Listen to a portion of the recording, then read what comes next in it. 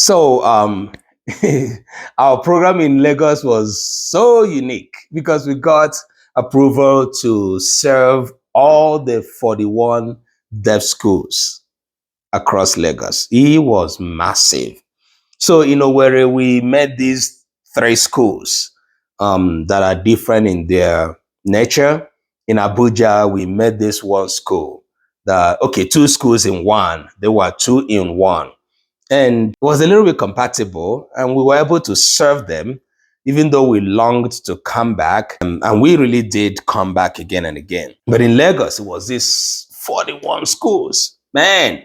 And we were given approval to serve them, going forward. Oh my God. It was series of programs upon programs, sensitization, reaching out to the different schools individually. Eventually, it continued. Lagos intervention was a continuum. But the outstanding one was when I came down from the United States with Ann Swanson again and her daughter, Lisa Swanson. Anne and Lisa traveled with me in 2017 to Lagos to have 1 week of intervention when we introduced peer-to-peer program, and then we also introduced the Deaf Children Parental Care Initiative.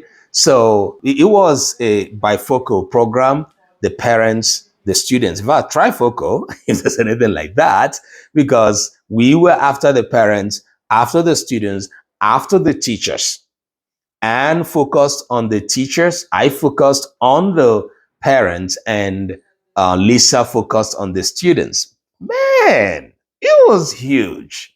So, in a period of a week, we were able to travel to a few schools: elementary, junior secondary, and senior secondary, while we scheduled to visit other schools subsequently, but in other trips. But we found out that the challenges and problems we found in the few schools we had visited, we needed to write a report that would enable us to know the pathway to, continue this intervention. It was huge because if you are familiar with the Nigerian system for the deaf, you know what we mean. It was so scattered everywhere. And eventually, we finished our program, wrote a report, submitted our report, and we didn't know that we kind of stepped on some people's toes. Our reports didn't go down well with the school management because we focused, or rather, we pointed out some problems that we felt that needed to, be be mentioned. We pointed out some problems that needed to be mentioned, and some people felt offended. Okay, and so we submitted a report, and they held it against us when we wanted to continue our program. So the school management board or something like that was like, "You guys came here and you read a report. You didn't consider us. You didn't want to sack us." And I remember this was playing out in Abuja too. I don't know why we are this fearless. We didn't know that we were going to be putting some people's jobs on the line, and they took offense. But I mean, on a serious note, we felt that there were problems. We felt that we were a neutral body and we were in the position to point out those problems, and we did. And we submitted the reports to the schools. So for you to know that it wasn't, mischievous or with any bad intention. So we submitted to the schools, they read it and they were not happy. So anyway, that was how it felt like our interventions were kind of truncated in these areas. So without we knowing it, after a while, we plan to have launch another community engagement programs in Abuja, in Lagos. Man, it was like a tug of war. But after all, we tried, we succeeded. I think in 2018 or so, we were able to fund the repair of toilets in the school for the deaf Kuje. The toilets were so terribly bad, and we did that. So while we were still doing this, we were still pushing and campaigning for the government to pay more attention to what is going on in the schools for the deaf across Nigeria. Giving these instances as example, of course, School for the Deaf of Eketa Orodo was a mess too, like I said, and first thing we wanted to do was to alleviate the scarcity of water in that school. So in 2016, because we visited in 2015, so in 2016 we got funding and were able to put several taps, several pipe-borne water across the schools. So the students used to go out of the school compound to fetch water, but we were able to put these water taps all across the school, in the kitchen, hostels, and all of that. And so the school had some clean water. I can imagine what may have happened to those water taps at this time.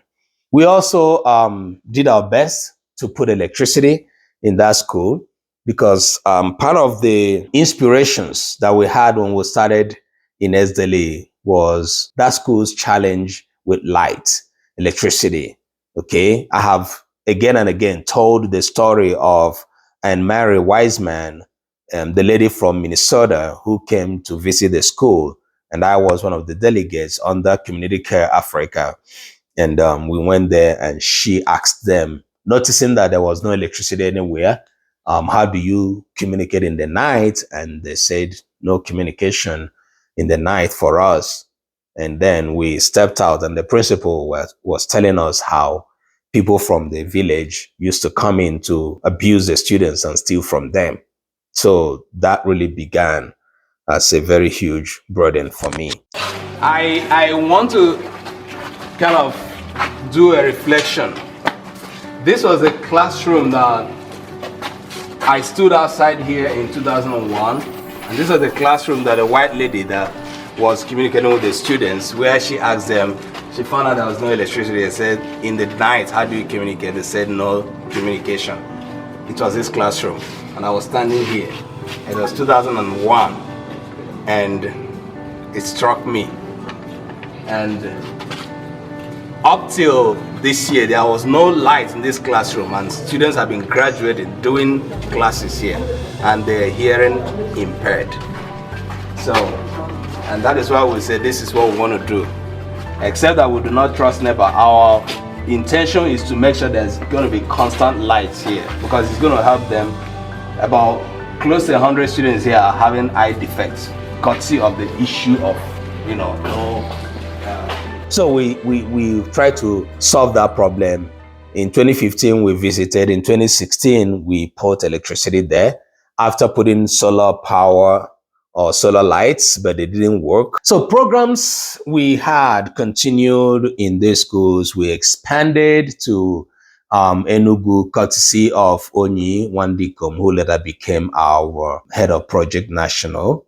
And at that time, she was a corporal, so she was serving in the National Youth Service Corps. So she established a contact in Enugu school management, but eventually we never went to Enugu for a very major, large-scale documentation or community engagement program. Then we had our other volunteer who also was serving in Ebonyi State, Deborah, Miss Debbie. She also obtained approval for us to launch a program in the school management in Ebonyi State. Eventually, she did that with her fellow corpers in the name of S-DELI, and we, supported her. Hi, my name is Deborah Uzoma. My journey with S-DELI for the past 10 years has been tremendously awesome. As a news and content writer, I have published some of the S-DELI works on print. Again, during my National Youth Service Corps program in 2017 at the Ebonyi State, I led a team of delegation to celebrate the International Day of the Deaf. The challenges, academic pursuits, and time constraints have posed a big challenge to my contributions. But I'm hopeful, that this time I'll be very much committed to the good works of S-DELI. So viewers, are you looking for a non-governmental organization to join or perhaps collaborate with? S-DELI is your plug. Join us today. So this was how we were launching out to several different states and, writing our names on the sands of history, touching lives and, bringing messages that parents and communities had never heard before.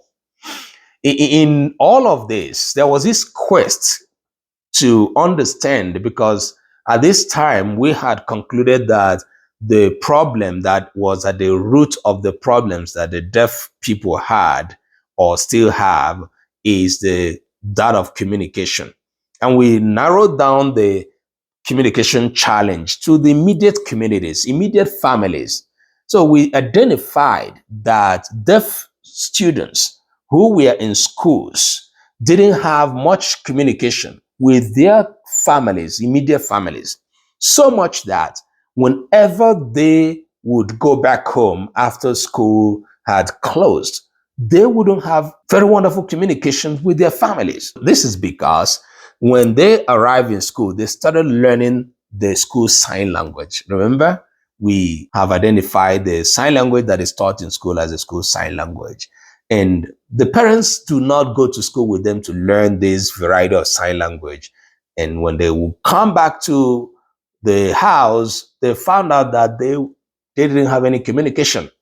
Okay? Because even some of them that had developed some gestural communication with their family members, those were not regarded as a language. So even when they got to school, they dropped them. They were not encouraged to use them, not to develop them. And our statistics showed that just about 1.8% of parents could sign. Okay, so officially signing the variety of sign language that the students used in school. So this was the problem we wanted to solve, the communication problem. But here came another opportunity, another funding came, boom. And there was need for Lagos, as at that time we had gotten approval by the school board in Lagos, and they approved for us to work in the 41 public schools that had deaf units. 41 schools. Amongst these 41 schools, a good number of them had deaf students up to between 30 to 50. So with approval by the school board in Lagos, it was like, oh my God, what have we gotten ourselves into? Yeah, so and Swanson and Lisa Swanson came with me to Lagos, and the program started. We said, okay, we were going to work in about 5 schools within 5 days of school activity in a week. So within 5 days, we were able to visit 5 schools. We were able to visit with the parents, the teachers, and the students. So in each of these schools, we had parents involved. We invited them, had meetings with them. We had meetings with the teachers, and then with the students that we came to see. Also, there was a little bit of a shift in our program approach.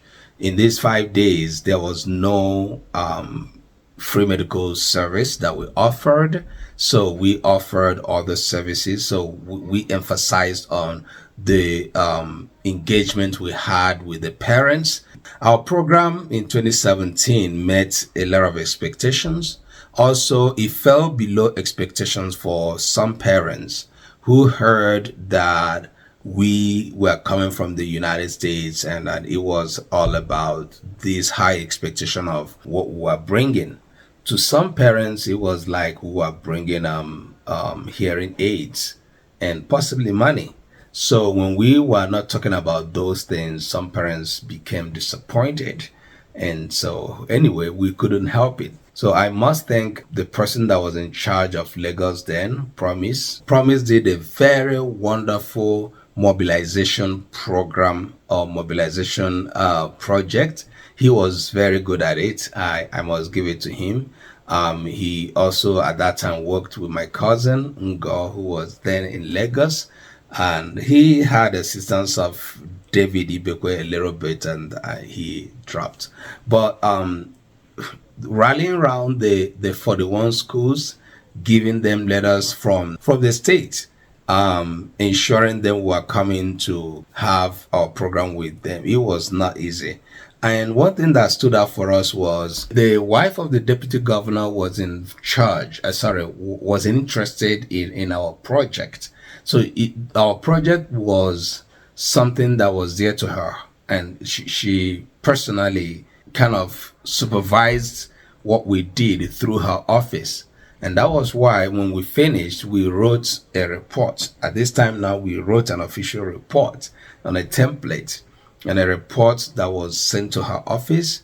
And we didn't know that the report was going to infuriate, was going to get the school management angry. They felt that we exposed the things that we saw in the schools, and that those things that we put in the report, we are somehow speaking against them, or rather showing their inability to do their work well. So anyway, this is what we learned much later when we wanted to continue with our program in Lagos. We also took a lot of data from them. So for us at that time, data was also key to everything we were doing, because we wanted to really use that opportunity that we had in going to the schools to document the deaf demography. We really wanted to know what was the population of the students that were deaf in each of these schools, and that would help us to be able to begin to understand the population of the deaf people in Nigeria. But unfortunately, we couldn't continue with visiting all the public schools, not to talk of the private schools. In 2017, we reached out to a lot of other organizations in Nigeria. We continued to reach out to ASLIN. We continued to reach out to, but as at this time, we hadn't gotten any positive response from either of these organizations, and we continued to do our thing. A lot of noise was made about our work. S-DELI, where are they coming from? Who are these people? S-DELI everywhere, here and there. But we were not doing it because we wanted to show ourselves, but that was what the day demanded. And so after our Lagos program, went back to the United States, and it was a moment of very serious analysis of data. So, and one thing that I must point out is that at this time, each time I went back to the university, I was engaged in a lot of on-campus presentations of data. It became continuously better by the day as I presented, and more interesting, because the more data I got, the more interesting the work became. The more I found the different areas to the work to delve into, to talk about, to find more. So, and it was also, on the other hand, overwhelming, because it seemed that I was just the only one talking about this, or S-DELI was just the only organization addressing the deaf matter the way we did in Nigeria. Back here in the United States, I now started analyzing the data, using them to make short videos.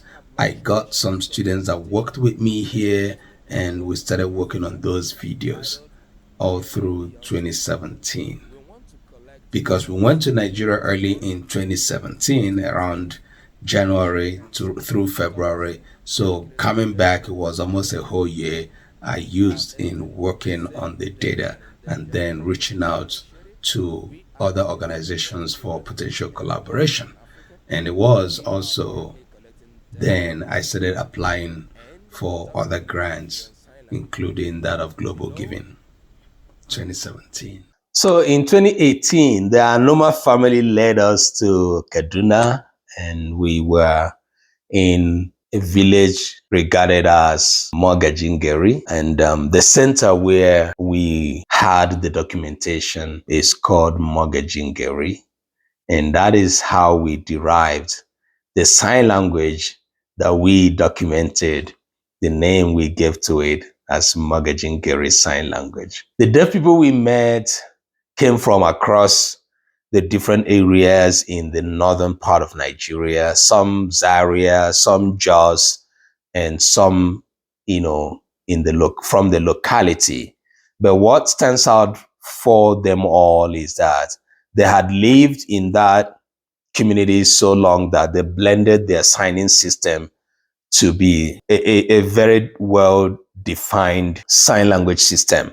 So some of them could remember what they signed when they were in their other communities, and then the difference between that and what they signed in Mogajingeri. This was a very, very fantabulous, very, very much desired time and moment for us. We raised fund for this event. I came down from the United States. We had these 3 days massive training thanks to Professor Imelda Oda, who was one of our advisory board members. She flew down from Uyo for that event, and she led the training session by giving the major training. Then other people, had training, and Niefong Aban led us in e-learn training. I did some parts. We had Onyeka. Then we had Uche, who recently came back from the United States from the Mandela program and shared his experience. So it was so wonderful. So excitedly, the new volunteers had the first-hand experience of having a sign language based training or sign language linguistics training, because at this time it was about sign language linguistics. And that time we were enjoying our relationship with the deaf community. The Deaf Nigerian National Association of the Deaf Delegates were there, Mr. Mumuni and the then vice president. They embraced the event and left. So after the 3 days, we rested, headed to Abuja, thanks to Mr. Valentine Frem, who did a very wonderful video picture documentation of the entire event. Val was a copper in Bauchi alongside Ben Okon. Ben Okon was also a copper, a linguistics graduate from the University of Calabar, and they all were there. They laid the programs, and it was so wonderful that these people were there. Ben played a very significant role. Annie was a team leader. Blessing was there to provide sign language interpreting amongst our local sign language interpreters, who we co-opted there. And Comfort Anoma also, and her husband helped in providing sign language interpreting. I am so grateful to all of the people that played a role in that event. I won't forget Sam, who was also a linguistics student. I mean, everybody that was at the event played very unique roles at that event. So we came back with this large amount of videos from local sign language and local deaf community, and that became a turnaround in the message, in the intervention that we had. Because prior to this time, there was scarcity of discussion about indigenous sign language in Nigeria. We kickstarted this, and by the time we got enough evidence to say that there is enough data to show that deaf people who are in rural communities signed differently from what is obtainable in schools, we had this evidence. So we were so armed. We were very well armed with our research and findings. So we started analyzing, processing, bringing out in different conferences and different publications. And today, we can boldly say that we are at the forefront of the study of indigenous sign languages, not only across Africa, but beyond. Looking back at about 10 years, how S-DELI has fared. I wouldn't say we have not done tremendously well. Our name in the sign linguistics area has been there, that everybody who has come across sign language study in Africa may have heard about us. I am saying this today, boasting, not because of my strength, but because of the grace I see I have, but more importantly, because of the people that I have worked with, the people that God has helped me to meet at different times, very wonderful people who took what we're doing to heart. And so 2018 brought a milestone for us. We started analyzing the indigenous sign language system, and then we could boldly say, yes, there is indigenous sign language. And, so this backed up some of the accounts we read from scholars like Constance Schmollin, whose work inspired us at some point, Miles 2004-2005, whose work also motivated the more search we did for indigenous sign languages, or the indigenous deaf communities. There were a few articles written about indigenous sign language, but those few articles were very, very wonderful, very, well cultivated. And so so this led us to 2019. A lot of dynamics had changed. And by 2017, before the 2018, we had launched our indigenous sign language study.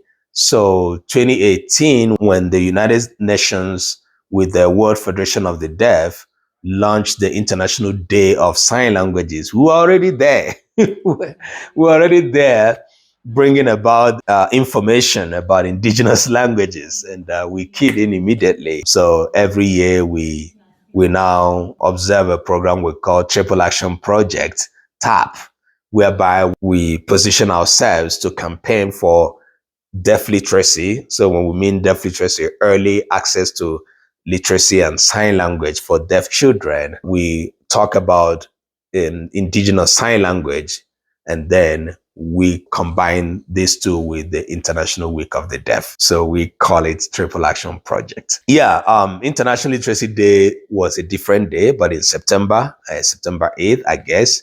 And so what we did, we defer it and kind of have one day or 1 week program to mark these three things that we stand for. So fast forward to 2020, we had positioned ourselves to produce materials on indigenous sign language.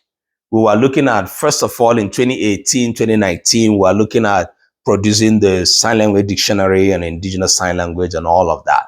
But at some point we were like, who is it going to impact? How do we, the logistics and everything, we were considering the dynamics had to change from time to time. As of 2019, we were looking at a possible sign language app. Along the line, it was coming up, the idea, and 2020 came up with COVID-19 that crippled the entire world.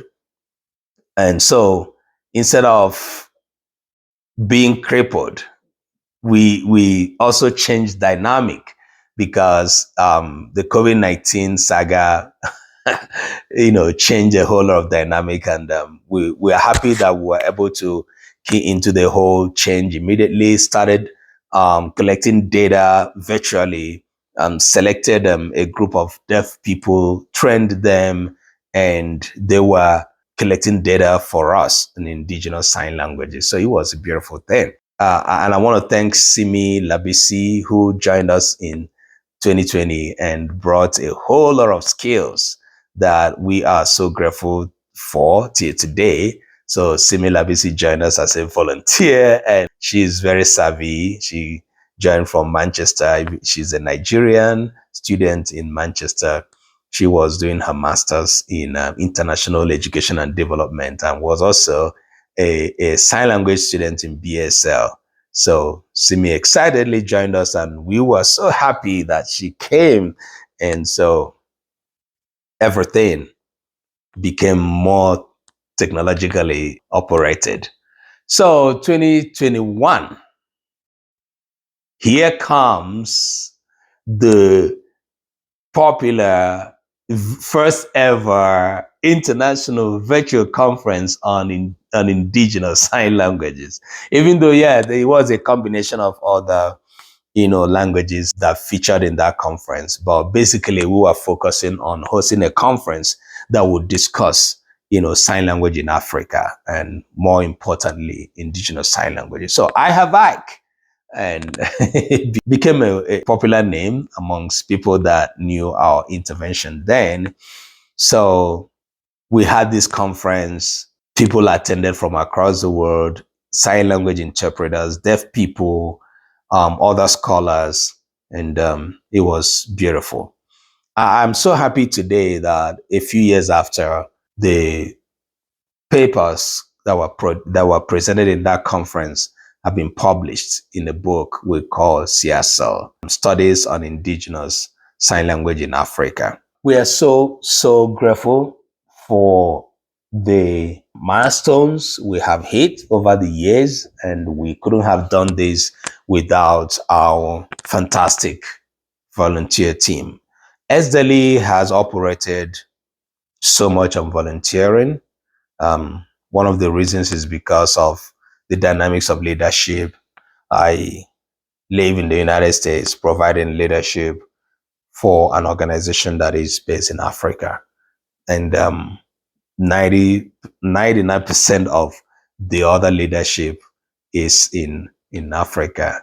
It's been a unique dynamic operation. So I have Ike 21 came in 2021 in collaboration with Africana Studies of the University of New Mexico, the National Institute for Nigerian Languages, ABA, headed by Professor Emejilo, a wonderful scholar, and the Nigerian Languages Project that is being led by Professor Imelda Odo. And so these organizations came together to organize and carry out the conference that happened in 2021. So we're so grateful for that collaboration. So today we are talking about another wonderful conference, mark the 10 years of operation of S-DELI. And as we do that, we're so grateful, and as we proudly announce that S-DELI has given birth to another international organization. I have Indigenous Hands and Voices, which we introduced to you a few months back, announcing that our studies have incorporated the spoken languages, indigenous spoken languages. And since then, it has been so much work combining. Already there were so much works for the sign language study we were doing, and then combining the spoken languages. So today we have S-DELI, Save the Deaf and Endangered Languages Initiative. We have iHand Sign Up that was launched in 2021.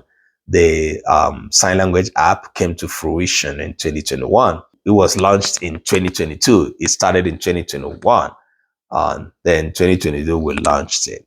In 2023, we announced the emergence of I Have, Indigenous Hands and Voices.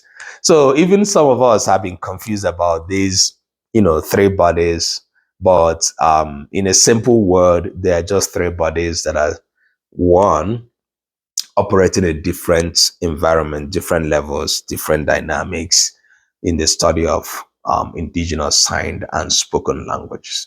We proudly claim that we are at the forefront of the study of indigenous sign languages, as we have also come to join those that are in the forefront of the study of indigenous spoken languages. And we know that the future holds a great deal for us, and we are not giving up. We are not backing out. We are not giving in. So it's our pleasure to come through all these years to 2024, marking the 10 years of operation of Save the Deaf and Endangered Languages Initiative. We will continue to tell our stories by ourselves. we will not allow anybody else to tell our own story, because we have the story, we have the language, we have the experience. You cannot tell our story. Our story is better told by us, and we'll live to tell this story continuously.